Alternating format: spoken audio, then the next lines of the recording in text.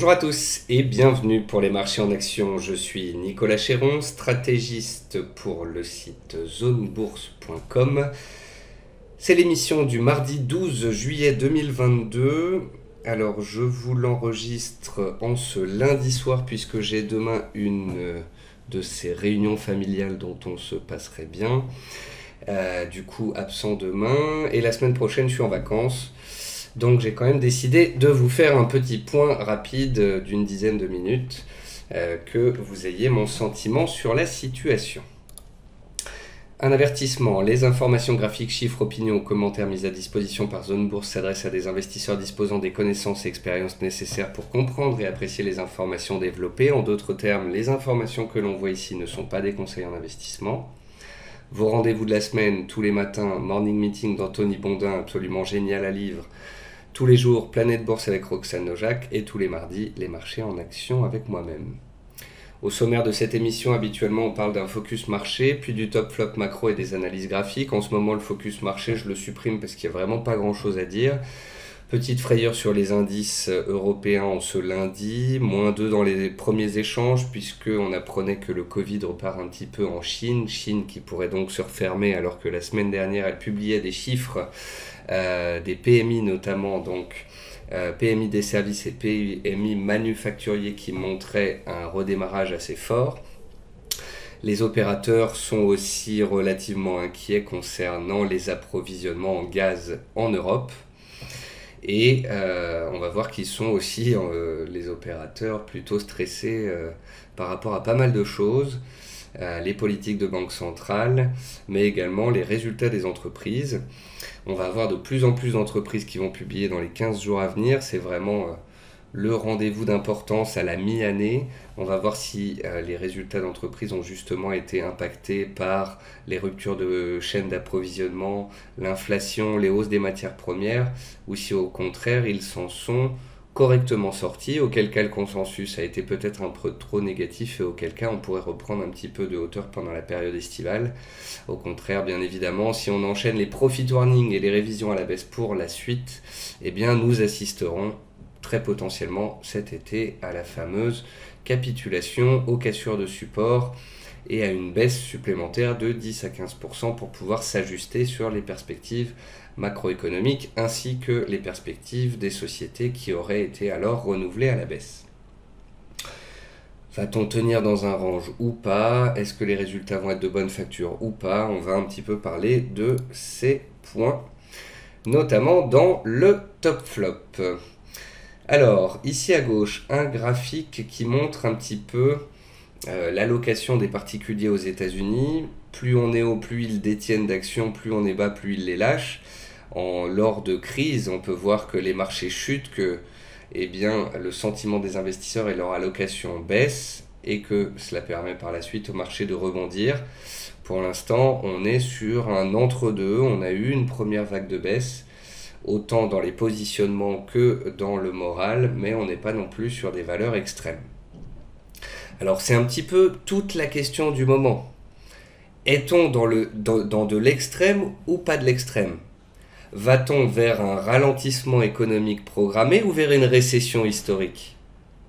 Ceux qui voient un ralentissement économique programmé vous diront que si on étudie l'historicité des marchés baissiers depuis 100 ans, eh bien que c'est la moyenne grise, on a pratiquement atteint le bottom d'un marché qui fait une correction sans récession. En noir, on voit ce que pourrait faire le marché si on va dans les 3 à 6 mois vers une récession, voire une récession forte. Donc un marché qui pourrait certes rebondir, mais qui ferait dans les mois à venir de nouveau plus bas. Et c'est ce spectre justement qui empêche les investisseurs de revenir pleinement sur le marché, notamment les professionnels. Les professionnels qui d'ailleurs se couvrent de plus en plus. On est à un plus haut ici de 2 ans sur les couvertures indicielles. Donc les opérateurs de nouveau shortent un petit peu les valeurs du S&P 500 pour se protéger d'éventuelles baisses. Parce que, diront certains, quand on regarde l'histoire de ces 10-15 dernières années, la Fed est souvent sortie du bois lorsque les prix baissaient nettement. Et nous ne sommes pas actuellement dans une très nette baisse des prix. On est dans une baisse des prix qui part de très haut et qui fait peur, mais si on regarde historiquement, on n'est pas non plus dans une correction historique quand on regarde ici le MSCI World hors États-Unis. Il y a encore de la marge. C'est pour ça que certains ne veulent pas rentrer sur le marché, c'est pour ça que d'autres le shortent. Ce qui est très spécial avec ce marché, c'est que nous avons des flux entrants. En 2008, quand on a une crise, on a des flux sortants, 78 milliards. Ici, Covid, 43 milliards qui sortent d'un coup, 43 000 milliards. Là, on est sur des flux entrants sur le marché. On est sur des flux entrants et c'est très spécial. On a des particuliers qui rentrent massivement sur le marché. On peut voir d'ailleurs sur le graphique de droite que les particuliers, les fonds et les pensions représentent 74% des actions détenues aux États-Unis. C'est une bonne et une mauvaise chose. Habituellement, quand les particuliers rentrent, c'est qu'on va se faire rincer. Mais parce que les particuliers détiennent énormément de participation dans le marché, c'est aussi pour ça qu'on l'empêche de chuter. Donc c'est vraiment très spécial. C'est 43 milliards, hein, par an, 43 000 milliards. Le marché action fait 100 000 milliards dans son ensemble désormais. Puis je fais des petites erreurs, je suis un peu fatigué, désolé. Ici c'est un graphique de très long terme sur 150 ans de marché action pour bien démontrer qu'il y a des périodes un peu plus compliquées que d'autres, mais que sinon, si vous êtes un jeune, si vous avez 20 ans et que vous vous intéressez à la bourse, commencez dès maintenant, quels que soient les prix, qu'on soit haut, qu'on soit pas haut, on s'en fiche littéralement. Ce qui importe, c'est que vous appreniez à épargner tous les mois et à faire grossir vos avoirs dans le temps, que ce soit avec des cryptos, des actions, des matières premières. Apprenez à épargner, apprenez à investir et à investir sur le long terme, car le long terme gomme les crises, alors que ceux qui essayent de sortir et rentrer fonction des crises au final n'investissent jamais à long terme et ne profitent pas des bull runs. Ici c'est un graphique à droite et vous allez me dire mais qu'est-ce que c'est que ce graphique de baisse? Eh bien c'est un graphique qui anticipe ce que pourraient faire les taux d'intérêt aux États-Unis en 2023. Et vous allez me répondre mais Nicolas, le consensus, les médias nous parlent de hausse de taux tous les jours, nous parlent du fait que la Fed va continuer de monter ses taux d'intérêt et que c'est pour ça que les valeurs vont chuter en 2022 et 2023. Mais je vous l'ai dit, ça fait déjà 1 an que je vous l'ai dit. Ils vont monter les taux d'intérêt, ça va faire baisser les marchés et ils vont rebaisser les taux d'intérêt ensuite. En plus, on ne peut pas monter les taux d'intérêt à long terme, on a une dette incommensurable, que ce soit en Europe ou aux États-Unis. Les banques centrales sont coincées dans un système administré par la liquidité. Les opérateurs le savent. La Fed est en train d'engendrer une récession en 2022 qui fait baisser les matières premières, qui fait baisser les anticipations d'inflation, qui fait baisser les anticipations de hausse de taux. Et c'est pour ça que le marché, lui, quand il regarde à long terme, eh bien, pense que les taux vont rebaisser. Donc, quand vous entendrez quelqu'un qui vous dira l'inflation et les taux vont continuer d'être élevés, voire de monter dans les trimestres à venir, montrez-lui ce graphique. À gauche, c'est un tableau avec des baisses historiques trimestrielles et on peut voir que la baisse de ce second trimestre était importante. Que se passe-t-il sur le S&P 500 dans le trimestre, le semestre et l'année qui suivent une telle chute? Eh bien, historiquement, en tous les cas, dans 9 cas sur 10, le marché remonte par la suite. Ça ne veut pas dire qu'on va remonter par la suite, mais ça veut aussi dire que si on devait baisser dans les mois qui viennent, ça augmenterait encore plus la probabilité de hausse et de performance à terme. Ici à droite, un graphique de Bank of America Merrill Lynch qui montre le Bull and Bear Indicator qui reste à 0, extrêmement baissier, extrêmement pessimiste, et c'est ce qui laisse entendre qu'on peut connaître des contre-pieds sur le marché à la hausse. À gauche, c'est un graphique pour prendre un peu de recul sur la situation et arrêter de parler de la fin du monde alors qu'on est juste en train de faire un pullback sur un support historique, enfin sur une résistance devenue support.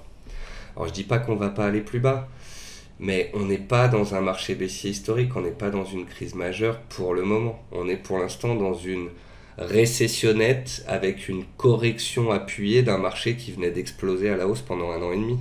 C'est pas bien méchant.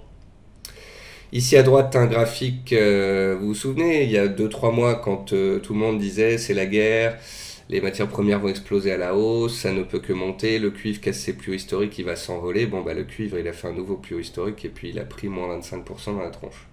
Pourquoi? Eh bien parce que quand les banques centrales montent les taux d'intérêt, elles forcent une récession. Qui dit récession dit recul de l'activité, dit baisse des matières premières. Et c'est ce qu'on voit depuis plusieurs semaines. Baisse de 40% du bois de construction, baisse de 20% du blé, 25% du maïs, 25% du cuivre, 20% du pétrole. Donc bien sûr, l'inflation va retomber, puisque toutes les matières premières sont en train de rechuter. À gauche, ici, un graphique qu'on a peu l'habitude de voir, ce sont les révisions à la baisse des bénéfices des entreprises du S&P 500, avec en jaune le dollar inversé. Donc le dollar monte ces derniers mois, et parce qu'il monte trop fort, il est en train de gréver les bénéfices des entreprises américaines. Et je pense pas que ça, la Fed le laissera le faire très longtemps. Autre graphique qui me fait penser que le dollar est peut-être dans une poussée haussière très forte, mais que cela pourrait être un excès majeur, c'est ce graphique sur 30 ans qui montre en pourcentage les plus fortes hausses du dollar.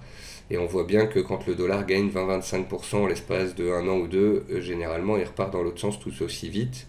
On est quand même plus proche des tops que des bottoms. Donc on est plus proche d'un excès haussier potentiel sur le dollar qu'autre chose. Je ne suis pas acheteur de l'euro-dollar au cours actuel avant qu'il touche la parité. Je ne suis pas non plus acheteur de l'or ou de l'argent à prix fixe là, maintenant, tout de suite. Mais je pense que dans les semaines, les mois qui viennent, le dollar pourrait faire un excès, ce qui pourrait permettre de faire des excès à la baisse sur l'euro-dollar, sûrement sous la parité, à la baisse sur l'or et l'argent, sur des supports majeurs que j'achèterai avec grand plaisir, et à la baisse aussi peut-être sur les crypto-monnaies.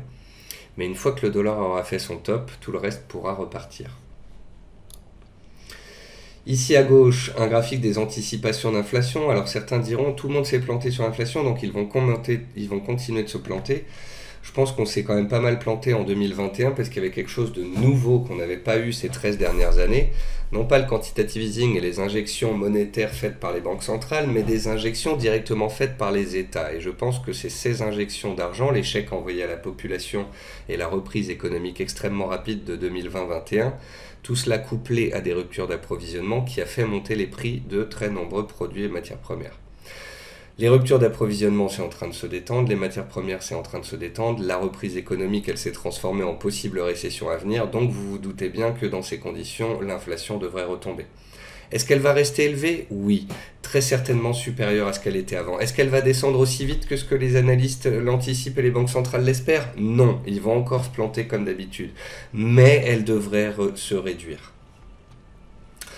Ici à droite, vous avez les pourcentages de hausse des résultats des entreprises, des bénéfices des entreprises américaines. En blanc, c'est les anticipations, en bleu, c'est ce que les chiffres tombés donnent. Et vous remarquez quoi historiquement? Que le consensus au niveau des bénéfices des entreprises est très souvent battu à la hausse. Ce matin, j'ai demandé sur Twitter: est-ce que les résultats du deuxième trimestre aux États-Unis sont attendus en hausse ou en baisse? 50% des gens m'ont répondu que les résultats, les bénéfices étaient attendus en baisse. Alors qu'en fait, on attend une hausse de 4,1% ce trimestre. J'essaye de vous expliquer beaucoup de concepts, mais j'ai l'impression que pour beaucoup, il manque des bases. L'inflation, c'est cyclique, les taux, c'est cyclique. Oui, si l'inflation augmente, il faut monter les taux pour les contrecarrer. Oui, si les taux montent très fort, on peut engendrer une récession qui fait rechuter l'inflation. Enfin, j'ai l'impression que ces mécanismes manquent à pas mal d'opérateurs, qu'il faudrait peut-être faire des cours de macroéconomie. Et puis pour finir, à gauche, un graphique du Bitcoin avec le prix de production du Bitcoin, parce que ça coûte de miner avec l'électricité utilisée, autour de 15 000. Certains disent que c'est un prix plancher. Moi, je vous dirais que c'est pas parce que le prix de production est à 15 000 qu'on peut pas aller à 10, ça n'a rien à voir. Mais voilà, c'est un seuil psychologique de plus à avoir en tête. Et puis à droite, un graphique de l'euro contre le dollar, qui chute depuis 10 ans maintenant. Les États-Unis sont plus forts, leur monnaie est plus forte, leur économie est plus forte. la banque centrale va plus monter les taux d'intérêt, il y a plus de dynamisme mais aussi d'inflation. En Europe, on est plus faible, on est grévé économiquement par la guerre actuellement, on est grévé parce que en plus de ça, les matières premières sont montées et nous on les paye en euros donc on les paye plus cher. Donc même quand les matières premières baissent parce que l'euro a chuté de 20% en quelques mois, bah on se fait avoir quand même sur le pouvoir d'achat. Pauvres euros et pauvres européens. Et je pense qu'on va très certainement aller se faire peur sous la parité dans les semaines à venir. Ensuite, on peut regarder quelques graphiques ensemble. Ici, le graphique du Nasdaq 100. Donc le graphique a baissé en début d'année, baisse qui s'est intensifiée avec la guerre. Ensuite, on a eu un deuxième round de baisse avec les craintes de hausse de taux, d'inflation très forte et de récession. Maintenant, on a quand même pricé pas mal de choses. Et il serait bien de s'en rendre compte. Or, si les résultats de ce trimestre tombent et qu'ils ne sont pas catastrophiques, bah, on n'aura peut-être pas la chute que beaucoup espèrent. Ou en tous les cas, peut-être pas tout de suite. Moi, mon avis reste le même. Un range, du moins pour l'été. Je veux dire par là que même si on perd 10%, on ne fait que revenir sur les plus bas. Si on gagne 10%, on revient sur les plus hauts de début juin. Bah, moi, je pense que le Nasdaq va se balader dans cette zone-là.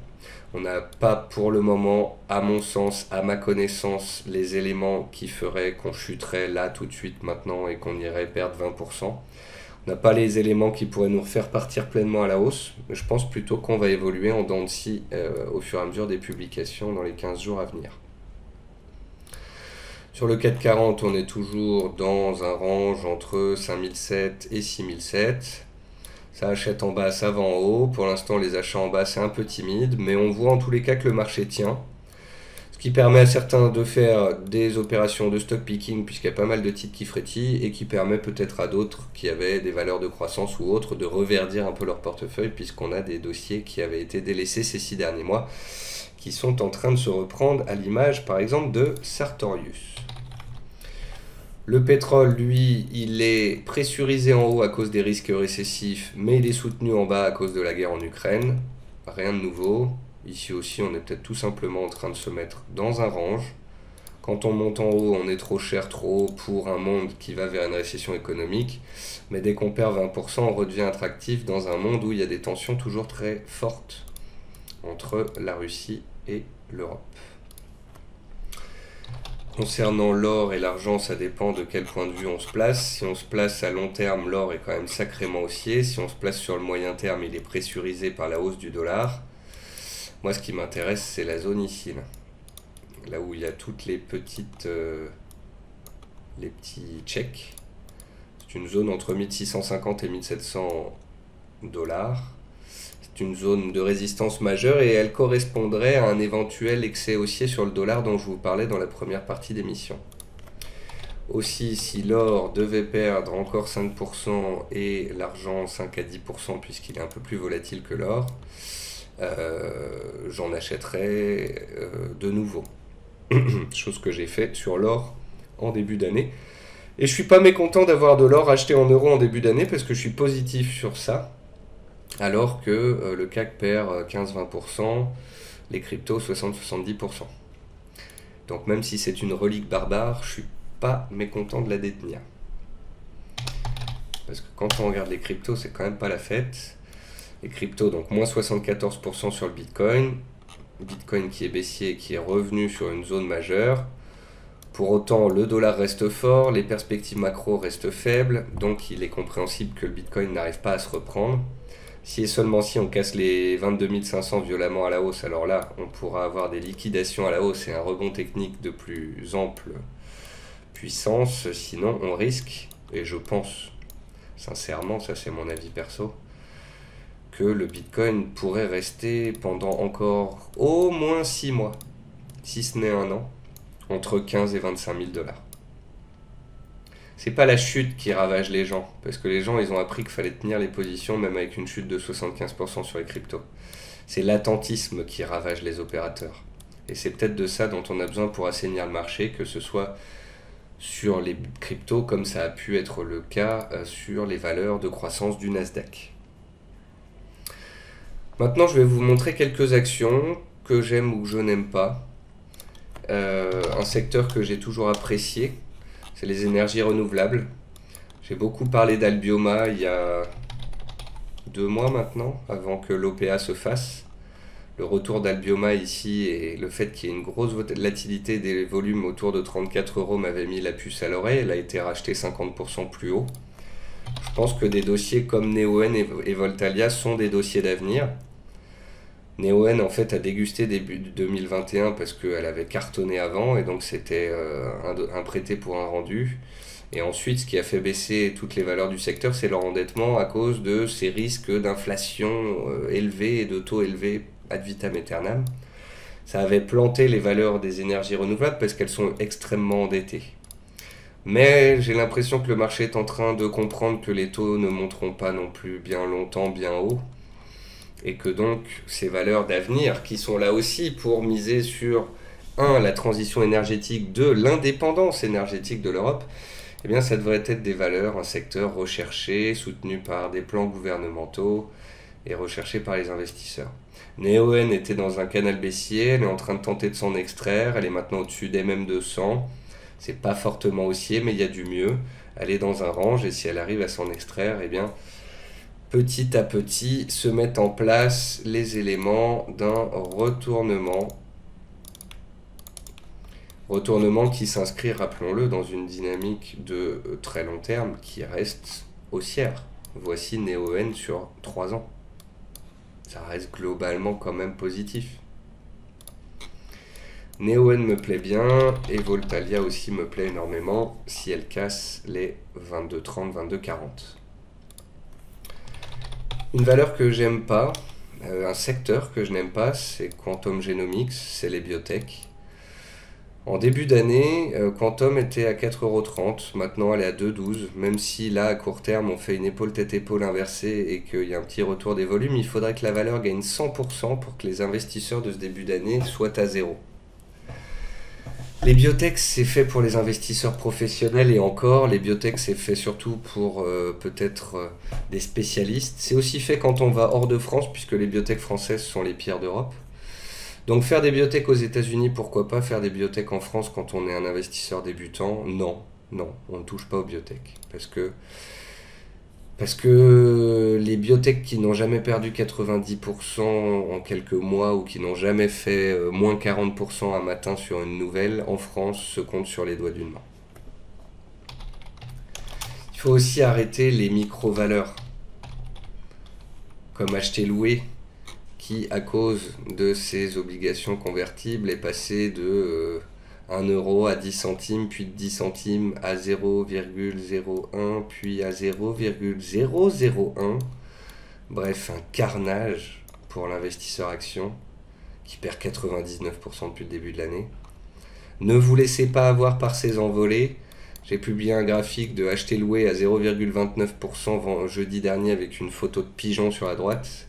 Ça voulait dire ce que ça voulait dire. Ne vous faites pas pigeonner par certains groupes ou certains conseilleurs de small cap qui font du trading sur small cap et qui vous emmènent sur des valeurs sur lesquelles vous allez très souvent vous faire planter, coincer.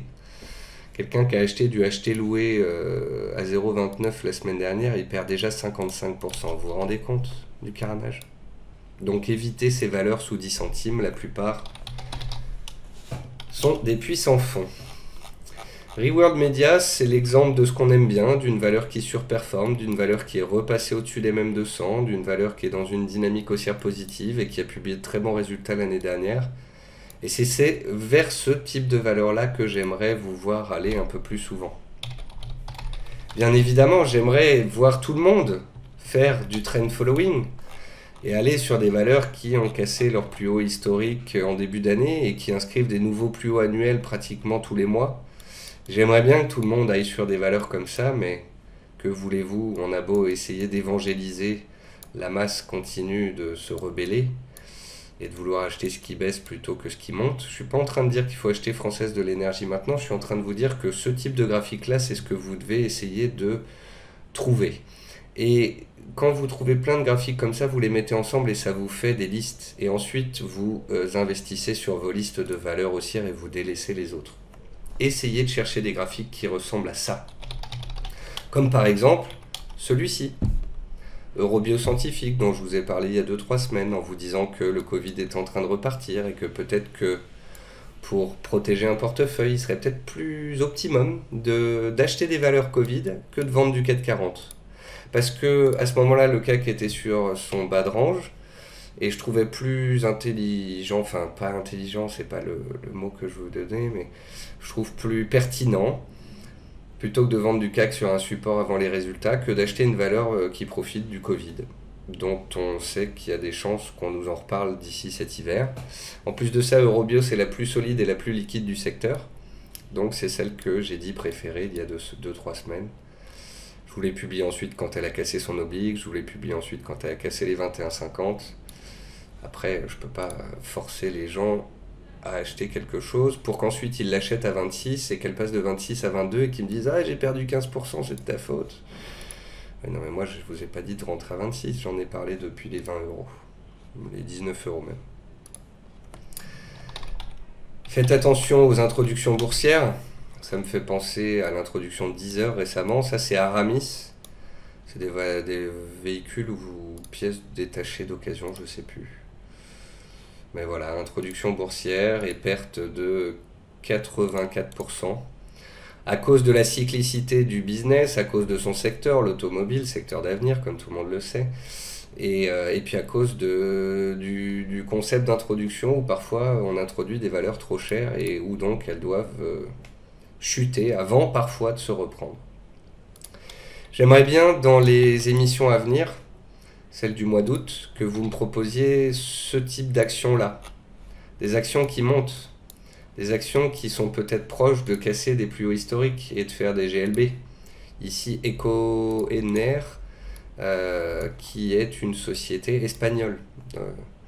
Donc là, on est dans une valeur haussière qui monte malgré le marasme ambiant et qui s'approche de faire peut-être un plus haut historique et une GLB. C'est ça que j'aimerais que vous recherchiez. Et des valeurs comme ça, il y en a en France, il y en a en Europe, il y en a aussi bien évidemment aux États-Unis pour ceux qui cherchent des actions liquides. Voici Eli Lilly & Co. Essayez de me dire sur ce graphique où est la guerre en Ukraine. Vous aurez du mal. La baisse du Nasdaq ou même du Dow Jones, vous aurez du mal aussi. Parce qu'elle fait sa vie, qu'elle délivre des résultats puissants et qu'elle est en train de following. Donc c'est ce type de dossier, ce type de valeur qualitative, ce type de graphique qu'il faut rechercher. Vous avez une première zone d'achat ici avec un gap à 313, une deuxième zone ici à 280 en cas de forte correction. Et c'est sur ce genre de titre en cas de correction qu'on essaye de rentrer justement sur les moyennes mobiles à 200 périodes ou autour afin d'essayer de profiter du train et de se laisser porter par lui pendant plusieurs voyages par la suite.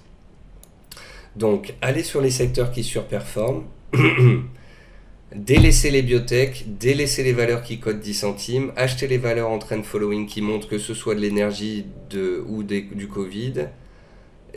Faites attention aux introductions, cherchez des valeurs qui montent, cherchez des GLB, cherchez des valeurs qui sont sur des plus hauts historiques et arrêtez de chercher le point bas sur des dossiers baissiers ou des biotech. Voilà pour les quelques enseignements que je voulais vous livrer cette semaine. Comme je l'ai expliqué, émission courte, demain j'ai un enterrement dans ma famille, je serai absent jusqu'à la fin de la semaine et ensuite je pars 10 jours en Grèce. Je vous souhaite donc à tous de bons investissements, mais surtout une bonne période estivale, des vacances pour tous ceux qui peuvent en prendre, je l'espère pour vous. Je vous souhaite de prendre du soleil, de profiter de la vie avec votre femme, vos enfants ou vos amis. Le meilleur pour tous et je vous dis à très bientôt. Au revoir.